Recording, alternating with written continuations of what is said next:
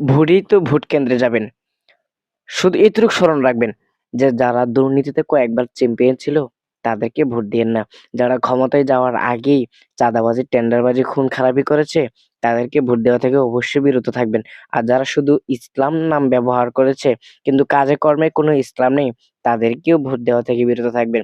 তো কাকে ভোট দিবেন? আমি দেখি যেটা আমি ক্ষুদ্র জ্ঞানে যেটা ভেবেছি সেটা হচ্ছে ইসলামী আন্দোলন বাংলাদেশ চরমোনাই যার প্রতীক হচ্ছে হাত পাখা তাদেরকে ভোট দিবেন। কেননা তারা স্পষ্টভাবে ঘোষণা করেছে তাদের আমির যদি আমরা ক্ষমতায় আসি তাহলে আমরা আল্লাহর জমিনে আল্লাহর আইন বাস্তবায়ন করব, শরীয়ত আইন অনুযায়ী দেশ চালাবো। তাদের বিরুদ্ধে তাদের দল প্রতিষ্ঠা হওয়ার পর থেকে আজ পর্যন্ত তাদের বিরুদ্ধে কোনো খুন-খারাপির অভিযোগ নাই, টেন্ডারবাজির অভিযোগ নাই, চাঁদাবাজির অভিযোগ নাই। তারা কখনো নিজেরা মারামারি করে না। তারা হচ্ছে পরিপূর্ণ ইসলামী দল। সুতরাং তাদেরকে ভোট দেন। দেশে আমরা যেহেতু মুসলিম, আমরা মুসলিম হিসেবে আমাদের তাদেরকে ভোট দেওয়াই উচিত।